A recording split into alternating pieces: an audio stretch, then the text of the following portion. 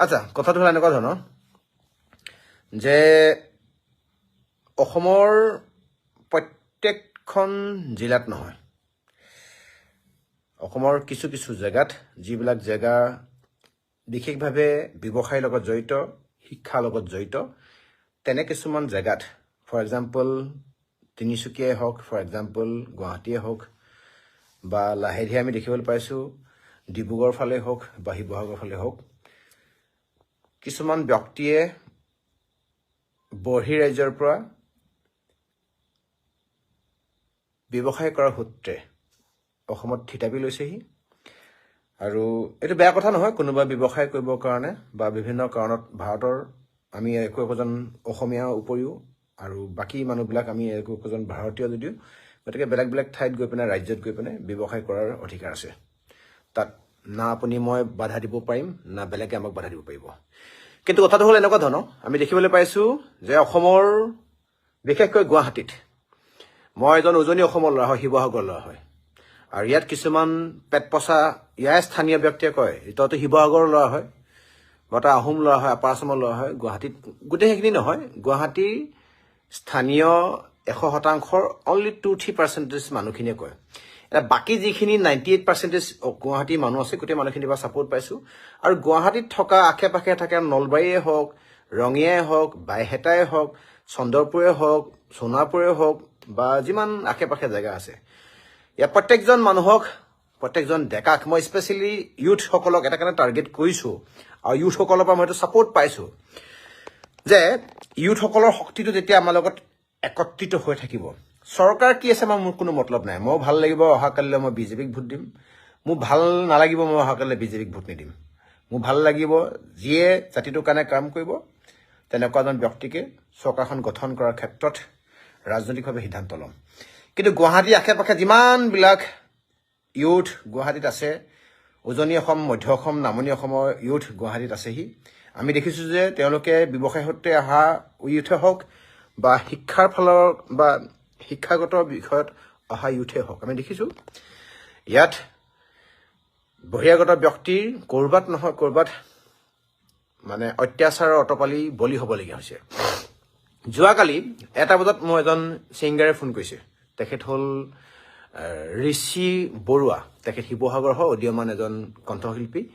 ফাকুৱাত তেখেতে ফাকুৱা খেলি অহাৰ পিছত তেখেতে তেওঁলোকৰ কিবা চেলিব্ৰিটি এটা ক্ৰিকেট টুৰ্ণামেণ্ট চলি আছে আৰ্টিষ্টসকলৰ, তাৰপৰা প্ৰেক্টিছ কৰি অহাৰ পাছত মাজ বাটতে তেওঁৰ লগত হতাহতি হৈছে, মাৰপিট হৈছে।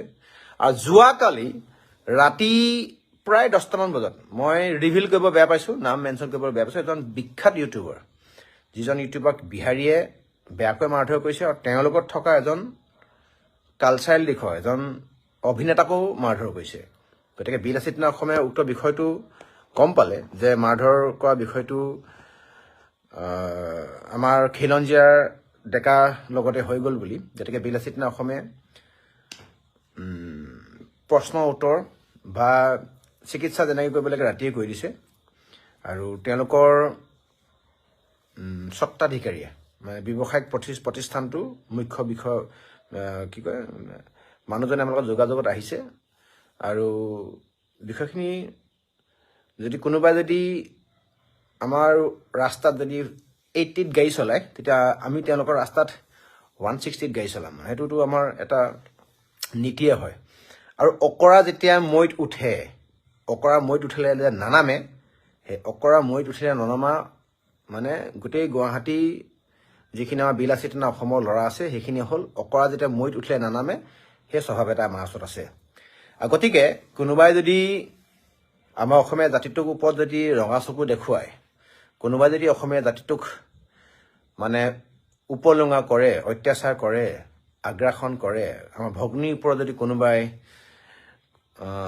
কটু দৃষ্টি যদি ৰাখে, আমাৰ ভাতৃৰ ওপৰত, আমাৰ ককাই ভাই বাই ভনীৰ ওপৰত যদি কোনোবা বহিৰাগত ব্যক্তিয়ে সুযোগ সুবিধা ল'বৰ কাৰণে, আদায় কৰিবৰ কাৰণে অসমীয়া জাতিটোক বিভিন্ন ধৰণে যদি অপমান কৰিবলৈ যদি চেষ্টা কৰে, তেতিয়াহ'লে কিন্তু বিলাসিতা অসমে, বিশেষকৈ মই নিজৰ কথা কৈ আছোঁ, স্পেচিয়েলি মই গুৱাহাটী টিমটোৰ কথা কৈ আছোঁ, না জেললৈ যাবলৈ ভয় কৰিব, না কাৰোবাক মানে অন কেমেৰা পাব্লিকেলি 200 400 গৰু পিটন দিবলৈ ভয় কৰিব না কিবা এক্সাইজেডলৈ ভয় কৰিব আপোনালোকে জানে যে বৰ্তমান সময়ত বিলাসিতা অসম স্পেচিয়েলি গুৱাহাটীয়ে ৰিপিটেডলি মানে জেলত গৈ থকা অৰ্গেনাইজেশ্যনৰ এটা উইং হ'ল কামৰূপ জিলা সমিতি আৰু এইটো কথা আমাৰ স্পষ্ট হয় কোনো অসমীয়াৰ ওপৰত কোনো বহিৰাগত ব্যক্তিয়ে হওক বা অসমৰ যিকোনো খিলঞ্জীয়া অসমীয়া ব্যক্তিয়ে কোনো দাদাগিৰি দেখাব নোৱাৰিব যদি তাত তেওঁ যদি কোনোবা ভুল নাথাকে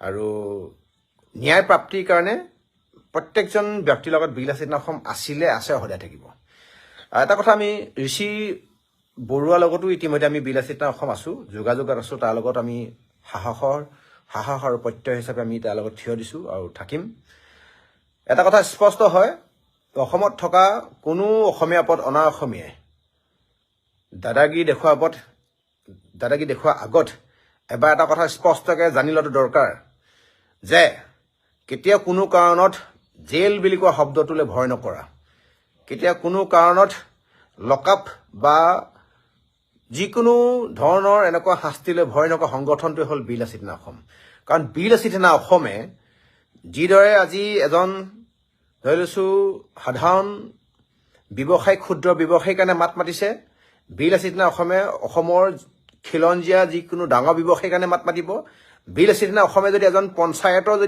যদি সভাপতিৰ কাৰণে মাত মাতিছে আহি থকা দিনত অসমৰ মুখ্যমন্ত্ৰী হিমন্ত বিশ্ব শৰ্মা ডাঙৰীয়াৰ কাৰণে মাত মাতিব গতিকে এইটো কথা স্পষ্ট আৰু ক্ৰিষ্টেল ক্লিয়াৰ হয় যে আৰু এইটো কথা মই মদ ভাং ড্ৰাগছ কিবা খাই পেলাই কোৱা নাই মই সুস্থ মগজে কৈছোঁ কোনোবাই যদি ভাবিছে অসমখন কাৰোবাৰ চৰণীয়া পথাৰ তেতিয়াহ'লে আপোনালোকে নিজে ৰচি লোৱা এখন মূৰ্খ স্বৰ্গত বাস কৰিছে আৰু এইটো কথা ক্লিয়াৰলি আমি কৈ দিছোঁ যে বৰ্তমান সময়ত বিশেষকৈ গুৱাহাটীত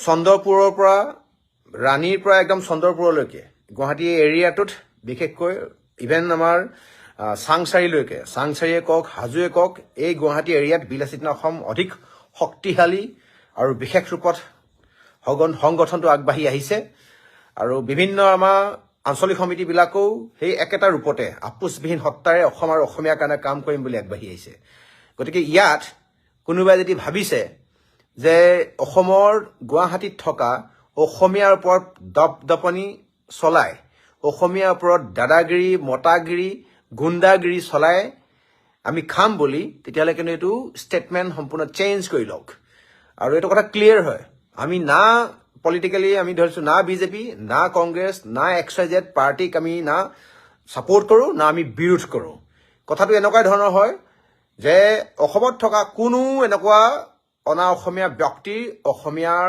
ওপৰত অত্যাচাৰ দাদাগিৰি চলিবলৈ দিয়া নাছিলোঁ আৰু চলিবলৈ দিয়া নহ'ব আৰু এটা কথা আমি স্পষ্টকৈ ক'ব বিচাৰিছোঁ অসমৰ যিখিনি ইউথ যোৱাকালিও আমি ফাকুৱাত দৌল উৎসৱত আমি যোৱাকালি গোটেই গুৱাহাটীখনতে আমি ফূৰ্তি কৰিছোঁ কিন্তু বিলাসিতা অসম আমাৰ যিটো টীম আছিলোঁ সেই টীমত থকা একজন মানুহে আমি না তেনেকুৱা অবৈধ কিবা দ্ৰব্য কোনোবাই সেৱন কৰিছে না মদ খাইছে না ভাং খাইছে না মোৰ ফ্ৰণ্টত কোনোবাই চিগাৰেট খাইছে গতিকে ময়ো বিচাৰোঁ যে আমাৰ যিখিনি খিলঞ্জীয়া ল'ৰা অসমীয়া ল'ৰা আছে ফূৰ্তিটো উইদাউট মদত মানে এলকহলৰ অবিহনে ড্ৰাগছৰ অবিহনে চিগাৰেট বা ভাং গাঞ্জা অবিহনে ফূৰ্তি কৰিবলৈ শিকিব লাগে আৰু যোৱাকালি আমি যিটো দেখিছোঁ চিটুৱেশ্যন যিটো গুৱাহাটীৰ যিটো চিটুৱেশ্যন দেখিছোঁ যিমান হাই কাজিয়া হৈছে গোটেইখিনি আমাৰ অসমীয়া ল'ৰা আমি দেখিছোঁ দুজনী ছোৱালীয়ে বেলতলাত চুলিত ধৰি মানে চুলিয়া এগৰাকী ছোৱালী দেখিছোঁ গোটেই আপোনাৰ মদ খাই মাতাল হৈ আছে এইবিলাক কিন্তু জাতিৰ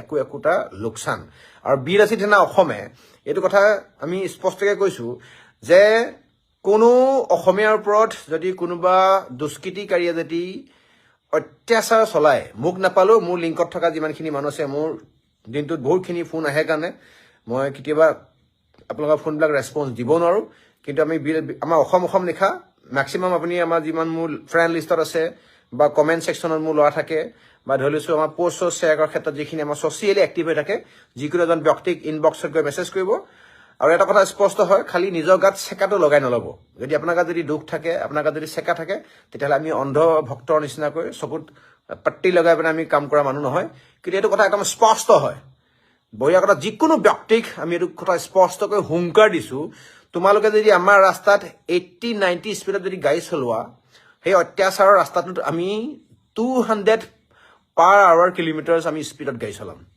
আৰু তোমালোকৰ নহয় তহঁতৰ তহঁতি দাদাগিৰি কৰি পিনে ভয় কৰ অসম পুলিচ প্ৰশাসনলৈ, তহঁতি দাদাগিৰি কৰি ভয় কৰ জেল খাবৰ কাৰণে, আমি দাদাগিৰি কৰি হাঁহি জেল হাজতলৈ যাওঁ আৰু হাঁহি জেলৰ পৰা ওলাই আহোঁ। এটা কথা ক্লিয়াৰ হয়, আমাৰ যদি কোনোবা খিলঞ্জীয়া মানুহক যিকোনো মানুহৰ ওপৰত অত্যাচাৰ চলাওঁ আৰু অত্যাচাৰ চলোৱাৰ কাৰণে যদি যিকোনো ধৰণৰ evidence proof CCTV camera footage reveal কৰি পাব্লিক কৰি পিনে আমাক জেল হাজতলৈ যি দিলেও যদি আমাক যদি দুখ নাথাকে, জেলৰ পৰা ওলাই আহি পিনে আকৌ একেটা স্পীডতে গাড়ী চলাম। গতিকে এইটো কথা স্পষ্ট, যদি সমন্বয়ৰ কাৰণে যদি আপোনালোকে আছে তেতিয়াহ'লে মষ্ট ৱেলকাম। সংঘাতৰ কাৰণে যদি আপোনালোকে কিবা ভাবিছে তেতিয়াহ'লে আৰু সংঘাত আৰু যুদ্ধৰ সৃষ্টি কৰাত বা যুদ্ধ কৰি মানে পুতক তোলাত বীৰ আছে তেনে অসম কোনো গুণে বেলেগতকৈ কম নহয়। গতিকে যোৱাকালি এজন শিল্পীৰ ওপৰত আপোনাৰ অত্যাচাৰ, এজন ইউটিউবাৰৰ ওপৰত আপোনাৰ মাৰধৰ কৰিছে, ডিঙিত আপোনাৰ কি কয় চুৰি কটাৰী লগাইছে, পাছফালে মাৰিছে, আৰু এজন অভিনেতাক বেয়াকৈ মাৰধৰ কৰিছে। গতিকে আপুনি সৰু ষ্টিক বেটে আমাৰ ইউটিউবাৰজনৰ পিঠিত 3টা কোব দিছে, কিন্তু আপোনাৰ পিঠিত ক্ৰিকেট খেলা বেট হকী ষ্টিক ফাটি গৈছে। গতিকে এটা কথা স্পষ্ট হয়, আমি ইমানো নিষ্ঠুৰ নহয় যে আমি অন্তৰবিহীন এটা কাই লৈ বা এজন ব্যক্তি নহয়। গতিকে আমি যদি ভালদৰে থাকিব লাগে, গতিকে সেই অকৰাই যে মৈত উঠিলে যে নানামে, সেইটো যাতে আমাক মানে হ'বলৈ যাতে বাধ্য নকৰে, আৰু কথা ক্লিয়াৰ হয়। জেল খাইছিলোঁ, জেল আকৌ খাম, আহি থকা দিনত জেল খাবলৈ ৰেডি হৈ আছোঁ অসমীয়া জাতিটোৰ বাবে, প্ৰত্যেকজন স্বাভিমানী অসমীয়াৰ বাবে। গতিকে আৰু কোনোবা যদি ভাবিছে যে অসমীয়া জাতিটোৰ ওপৰত ইচ্ছা কৰি ৰিম'ট কণ্ট্ৰলৰ নিচিনাকৈ বৰমতা হ'ম, কোনোবাই ইয়াৰ অভিভাৱক হ'ম, আৰু অসমখন যদি কোনোবাই ভাবিছে যে তেওঁলোকৰ চৰণীয়া পথাৰ, তেতিয়াহ'লে এই ৱৰ্ডবিলাক, এই অনুভূতিবিলাক, ভাৱনাবিলাক সলনি কৰক। আৰু এটা কথা চিধা হয় যে আপোচবিহীন সত্তাৰে সংগঠনটো যেনেকৈ জাতীয় জীৱনৰ কাৰণে কাম কৰি আছিলে, কাম কৰি যাব। আৰু ইয়াত যদি কোনোবাই কয় যে ইহঁত গুণ্ডা, তেতিয়াহ'লে তাতোতকৈ গুণ্ডা হ'বলৈ প্ৰস্তুত আছোঁ। ইহঁত বেয়া, তাতোতকৈ অভদ্ৰ হ'বলৈ ৰেডি আছোঁ। আৰু যিয়ে যেনেকৈ লয় তেনেকৈ আমি তেনেকুৱা ডেফিনেশ্যন একচেপ্ট কৰিবৰ কাৰণে প্ৰস্তুত আছোঁ। কিন্তু জাতিটোৰ ওপৰত কোনো ব্যক্তিৰ দাদাগিৰি, বৰমতাগিৰি আৰু অত্যাচাৰ নচলিব মানে নচলিব। আৰু মদ খাই মই কৈ থকা নাই কথাখিনি, মই মদ পানী ভাং চাদা চিগেট একো নোখোৱা ল'ৰা, তামোলো নোখোৱা এটা ল'ৰা হয়। গতিকে এইখিনি কথা ক্লিয়াৰ। আৰু গুৱাহাটী নেতৃত্বত বিশেষকৈ বেকবন হিচাপে থকা 5-6জন ব্যক্তিৰ ভিতৰত মই এজন হয়। আৰু যিকেইজন ব্যক্তিয়ে নেতৃত্ব লৈছোঁ সম্পূৰ্ণকৈ এনেকুৱা ধৰণৰ ৰাগিয়াল দ্ৰব্যৰ পৰা আঁতৰি পিনে নেতৃত্ব লৈ আছোঁ। গতিকে জাতিটোৰ ক্ষেত্ৰত হাজাৰবাৰ ভাবি পিনে যিকোনো ধৰণৰ কাম কৰোঁ, আৰু স্পষ্টকৈ সকীয়াই দিছোঁ, কোনো বহিৰাগত আমি আজি এতিয়া দিছপুৰ থানাত আছোঁ। আমাৰ একত্ৰিত যুৱ পৰিষদৰ সাধাৰণ সম্পাদক আছে, আৰু আমাৰ সাংবাদিক বন্ধুসকল আছে, আৰু আমাৰ অংকেশ্বৰ আছে, গ্ৰীণ হিলছ ক্লাবৰ সতীৰ্থসকল আহি উপস্থিত হৈছে। আজি প্ৰায় 10মান বজাত, অকণমান ওচৰত আহক আৰু ওচৰত আহক, আজি প্ৰায় 10মান বজাত এই গণেশগুৰিৰ সাইবাবা মন্দিৰত যিখন অবৈধ মাছৰ বজাৰ আছে, সেই বজাৰৰ ওচৰত এগৰাকী ছোৱালীক এজন ব্যক্তিয়ে অত্যন্ত বেয়া ব্যৱহাৰ কৰি আছিলে। মই ধুনীয়াকৈ গৈ বুজাই দিলোঁ যে ছোৱালীজনীকো ক'লোঁ, ভণ্টি তুমি গুচি যোৱা, ইয়াতে যিহেতু চবে মদ পানী খাই আছে কিছুমান, আৰু তাতে বহুত বেয়া যি টি খাই থকা দেখিছোঁ, আপোনালোক গুচি যাওক, তুমি গুচি যোৱা। এনে মানুহজনকো ক'লোঁ, দাদা আপুনি গুচি যাওক। অলপ দেৰি পিছত ছোৱালীজনী যেতিয়া গুচি গ'ল, তাৰপিছত মানুহজনে মোক সেই 100 মিটাৰমান আঁতৰৰ পৰা বহুত বিভৎস ধৰণে গালি পাৰি আছিলে। মই ক'লোঁ, তই যাগে যা, এতিয়া বোলো এইবিলাক মদ খাই হেৰি কৰি নিদিবি, ছোৱালীজনী গ'ল নহয়, তই যাগে যা। সেই বুলি কোৱাৰ ঠিক 5 মিনিটমান নহ'লেই নেকি, 2-3 মিনিটৰ অন্তৰত সেই মানুহজনে এডাল ইমান মস্ত লাঠি লৈ খেদি আহিছে। মোৰ দেউতাৰ বয়সৰ মানুহ, সেইকাৰণে মই তেওঁৰ ওপৰত হাত তোলা নাই। লগত 2-3জন আছিলে, লগত 2-3জন আছে। সেই মাছ বজাৰখনৰ এজন মাত্ৰ ল'ৰা ওলাই আহিছে দেই, ল'ৰাজনৰ নামটো কি নাজানো, তেওঁ মোক চিনি পাই পেলাই কৈছে দাদা। তাৰপিছত বহুত মানুহ আহি মোক কৈছে, বৈকুণ্ঠ আমি আছোঁ তোমাৰ লগত। আচলতে এইটো কথা নহয়। আমাক গুৱাহাটীৰ মাজমজিয়াত কোনোবাই এনেকুৱা ধৰণৰ অভদ্ৰামী কৰিব, আমাকেই যদি অভদ্ৰামী কৰে, আমি ৰাইজৰ সুৰক্ষা কেনেকৈ দিম? আজি কিবা এটা হোৱাৰ লগে লগে মই দৌৰি গৈ ওলাওঁ। গতিকে মই প্ৰতিটো দল সংগঠনক কালিলৈ 3টা বজাত দিছপুৰ থানাৰ সন্মুখত সকলোকে বিচাৰিছোঁ, যিসকল আহে। যিহেতু মই সকলোৰে ক্ষেত্ৰত ওলাই যাওঁ, সাংবাদিকৰ কিবা এটা হ'লেও মই ওলাই যাওঁ, আৰক্ষীৰ কিবা এটা হ'লেও মই ওলাই যাওঁ। এনেকুৱা ধৰণৰ যদি ৰাস্তাই পদূলিয়ে মদ খাই অভদ্ৰামী কৰিবলৈ হয়, তেতিয়াহ'লে আমাৰ সভ্য সমাজখন কেনেকৈ চলিব?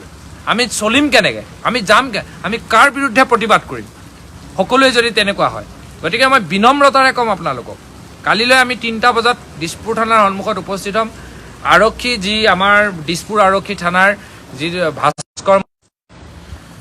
ভাস্কৰ মল্ল ছাৰ আৰু কৃষ্ণ কমল ছাৰ, কে ছাৰ বুলি আমি জানো, আৰু আমাৰ বৰভূঞা ছাৰ, সকলোৱে মোক আশ্বাস দিছে যে কাইলৈ ভিতৰত তেখেতক কৰায়ত্ব কৰিম বুলি। তথাপিও এজন অসমীয়া ল'ৰাক মোক জাতিক ধৰি মোক যথেষ্ট কথা শুনাইছে। ইয়াত অসমীয়াগিৰি নেদেখাবি বুলি কৈছে। এইটো খুব দুখৰ কথা। গতিকে যিসকলে কৰিছে ইয়াক উচিত দণ্ড আমাৰ ৰাইজে দিব লাগিব। আৰু যদি নিদিয়ে, যদি কোনো আগবাঢ়ি নাহে, তেনেহ'লে কালিৰ পৰা মই কিন্তু মোৰ সংগ্ৰাম বন্ধ কৰি দিম। চিধা কথা। স্পষ্টকৈ এটা কথা কৈছোঁ যে এনেধৰণৰ যিসকল অসাধু কিছুমান ব্যৱসায়ী, বিভিন্ন এটা শ্ৰেণীৰ এক পৰ্যায়ে এক ব্যৱসায়ীয়ে গুৱাহাটী গোটেই বজাৰখন দখল কৰিছে আৰু তেওঁলোকৰ নিজৰ মতালি তেনেকুৱা বজাৰবিলাক চলাইছে আৰু গ্ৰাহকৰ লগত তেওঁলোকে দুৰ্ব্যৱহাৰ কৰাৰ উপৰিও তেওঁলোকে বিভিন্ন সময়ত, আজি দেখিছোঁ ডিফুত এজন মাছ বেপাৰীয়ে তাৰে থলুৱা এজন কাৰ্বি মানুহৰ ওপৰত অত্যাচাৰ কৰিছে, দাৰে ঘপিওৱা এটা ঘটনা দেখিবলৈ পাইছোঁ। তেনেকুৱা ধৰণৰ ঘটনা প্ৰায়ে ঘটি আছে। সেইকাৰণে আমি অনুৰোধ জনাইছোঁ, প্ৰশাসনক অনুৰোধ জনাইছোঁ যে এনেকুৱা ধৰণৰ ব্যৱসায়ীবিলাকক নাকি লগাওক। আৰু GMCক আমি বিশেষকৈ অনুৰোধ জনাইছোঁ যে GMC এনেকুৱা বজাৰসমূহ সম্পূৰ্ণৰূপে বন্ধ কৰাৰ ব্যৱস্থা কৰক আৰু এওঁলোকৰ নিচিনা ব্যৱসায়ীসমূহক নাকি লগাওক। কাৰণ ইহঁতি ক্ৰাইম কৰিবলৈ ভয় নকৰে। বিভিন্ন সময়ত দেখা পাই আহিছোঁ তেওঁলোকে অকল দাখন চিনি পায়, লাঠি জোং এইবিলাক চিনি পায়, আৰু তেওঁলোকে একত্ৰিত হৈ পেলাই বজাৰখনতো বহে আৰু কোনোবা এজন গ্ৰাহকৰ লগত কিবা যদি মতানৈক্য হয়, তেওঁলোকে অকল খেদা মাৰি আহি তেওঁলোকক মাৰপিট কৰাৰ দৰে কাম কৰিবলৈ তেওঁলোক উদ্যত হয়। কিন্তু অনাগত দিনত যদি এনেধৰণেই চলি থাকে কাৰ্যকলাপবিলাক, তেতিয়াহ'লে কিন্তু আমি কোনো ধৰণৰ মাফি তেওঁলোকক কৰিব নোৱাৰিম। এইটো স্পষ্ট কথা। হৈ যাব। আপোনালোক কালি 3টা বজাত সকলোকে লগ পাম, সকলো আহিব। ধন্যবাদ। জয় অসম। অংকেশ্বৰো আহিছিলে, তেখেতকো ধন্যবাদ জনাইছোঁ।